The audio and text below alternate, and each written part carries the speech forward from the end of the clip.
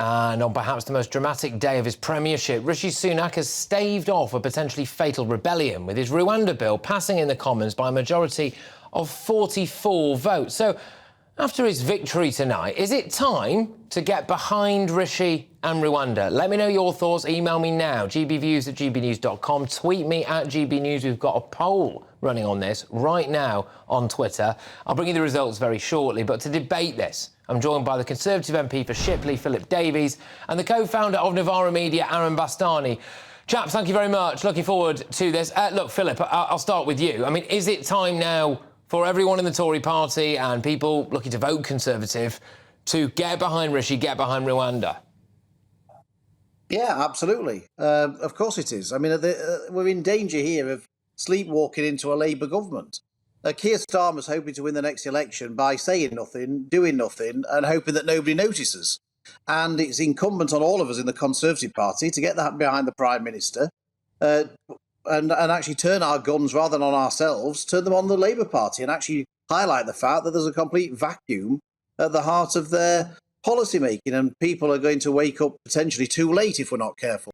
So look, the thing is, Patrick, the Conservative Party is actually completely united on the whole issue of illegal immigration. We are all united in the view that we want to stop illegal immigration, and also that we think that sending them to Rwanda, a third country, is actually the right solution.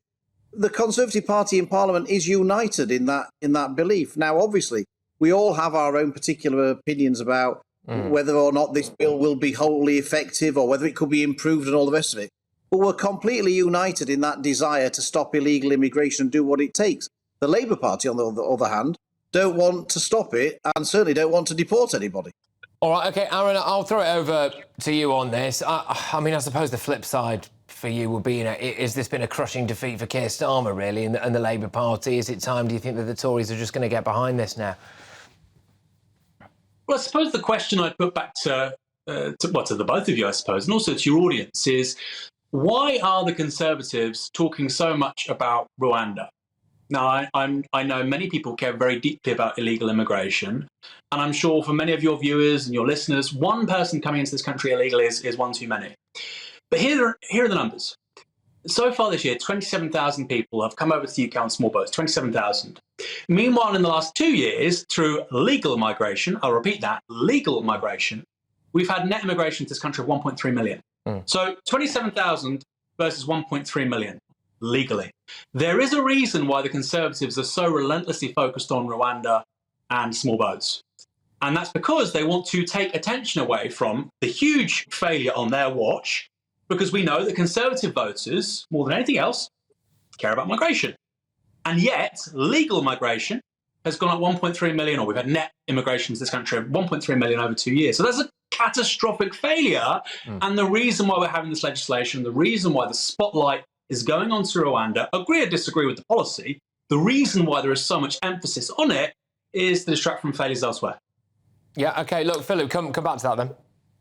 Well, the thing is, I'm slightly surprised at Aaron. I thought he was all for bringing people in from abroad, and for actually the government. What he seems to have missed is the government agrees. We all agree that legal immigration is far too high in this country, and that's why I think only last week the government announced new rules which will prevent 300,000 a year from coming into the country who otherwise could come in before. These were the immigration numbers that you describe, are ones that Rishi Sunak inherited as Prime Minister, not created, and now he's introduced new rules, stopping dependence of people, increasing the amount of money that people have to earn before they come into the country. So he's already taken action to deal with the high level of legal immigration, and now he's taking action to deal with illegal immigration, both of which, I might add, are massive issues for voters, even if the Labour Party haven't yet noticed that. I mean, the thing is, Aaron, look, like it or loathe it, the Rwanda plan is a plan, OK? And I think Philip does have a point, does he not, when he says that actually the Tories are united behind it. What they just want is to make sure that it gets through the courts and actually planes get off the ground. You look at Keir Starmer, and he's saying that he'll scrap the plan the last I checked. I mean, what's the point of any of that? I mean, what do you get with Labour? At least the Tories have got a plan, I suppose. So a few points. First of all, this plan, and it is just a plan, nobody's got on a plane yet. We're missing an E. It's going to cost so far, by the end of, I think, next year, £300 million. We've already given them, I think, the best part of £150 million. Nobody has got on a plane £150 million. For all your viewers, again, listeners who are engaging with this and perhaps agree with Philip and disagree with me, how many deals do you do where you give somebody £150 million and you get nothing in return so far? That's my first kind of pushback, really, on that question. I've raised the point around legal migration, and when Britain voted for Brexit in 2016, whether you voted Leave or Remain, everybody thought that would mean lower migration. Everybody, even the people who were the staunchest Remainers. That's why they opposed getting Brexit done, because they were terrified about, a different kind of economic and political way of running this country. Look, Aaron, I get what you're saying, mate, but I am going to push back on this a bit here, because I do really want to get you on this Rwanda-specific thing, right, which is that a vote for the Conservative Party at the moment is a vote for Rwanda, whether you like it or not, OK? No, a vote for the Labour Party is a vote for nothing, isn't it, on that, Aaron? No, it's a vote. So far, it's a vote for spending £150 million for nothing. That's what it is so far. OK. If they deliver, Patrick, Aaron, and by the way, I've got to... Aaron, OK, go on, Philip. I've got to nail this. I've got to nail this, though, Aaron, because the Labour Party wants to increase the amount of overseas aid that it gives. And it wants to increase the amount of overseas aid it gives to African countries. So it wants to actually give... Hold on a minute. It wants to actually give an extra £2 billion a year in overseas aid to African countries for nothing in return. And it's complaining about giving money to Rwanda where we're hoping for something in return. You can't have it both ways. You can't say we want to give overseas aid and get nothing in return for that, and that's fine, but complain about Rwanda where we're hoping to get something in return. Aaron. Well, I'd say that's a great point, but first of all, I don't think we should increase aid. I think most aid is a scam. I think unless it's humanitarian disasters or contraception or maternal health or clean drinking water, I think most of it's a scam. That's the first point. And secondly, Philip, the Foreign Secretary, your colleague David Cameron, although he's not an MP, he's a Lord, he wants to increase aid. He was committed after 2010 to keeping overseas aid to 0.7% of GDP. That was his hallmark policy. So I would have to push you back on that. And then finally, I'll make this point. There's lots of talk about how now we've had this thing go through Parliament, and fair play to Rishi, right? They created this impression to be close. It wasn't close. Fair play to him. Very good politics behind all of it. But the reality is, we've had the Supreme Court in this country since 2009. It's actually very recent. My personal view, and the view of people I speak to who know about this stuff, they say you cannot get this legislation through as long as we have the Supreme Court. And nobody in the Tory party is saying get rid of the Supreme Court because they know that would be very hard. They'd have to really work for their supper to do that. And so I have a question for Philip. Does he believe, forget the European Convention of Human Rights, forget whether or not we're subject to European courts. We have a Supreme Court in this country.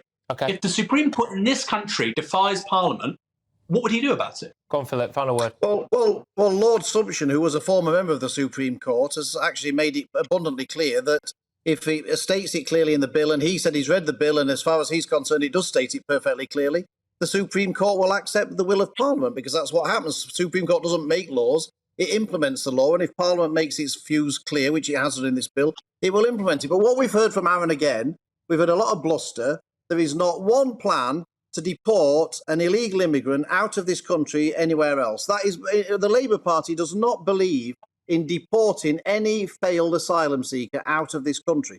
That is the fact of the matter. And Aaron just blusters around and confirms the fact that they've got absolutely no plan to deal with illegal immigration at all. All right, look, obviously we could carry this on, but unfortunately we are out of time. Both of you, thank you very much. It's a proper head-to-head. That's what we love to see. I really appreciate you both coming on. Thank you very much. It's Conservative MP for Shipley there, Philip Davies, and the co-founder of Novara Media, Aaron Bastani. So, look, who do you agree with there? After MPs passed the Rwanda bill, is it time now to get behind Rishi and the Rwanda plan? Ali on Twitter says it's smoke and mirrors.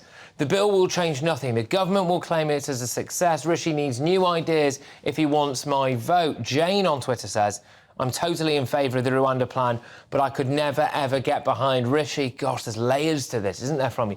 Johnny on Twitter says, even if you are a lifelong Tory voter, surely you can agree that this Rwanda policy is absolutely mental. There is zero probability that a flight heads to Rwanda. We are a laughingstock. Yeah, the thing is, you can get behind Rwanda. You can get behind the idea that you don't want a Labour government. You can get behind the idea that Labour haven't got a clear plan on it. But the fact is, even if this goes through, is it going to work? Is it really going to work? But look, your verdict is in now. 43% of you agree that it is time to get behind Rishi and Rwanda. Wow, 57% of you say that it isn't. And that, I think, is actually a very good mirror of the nation.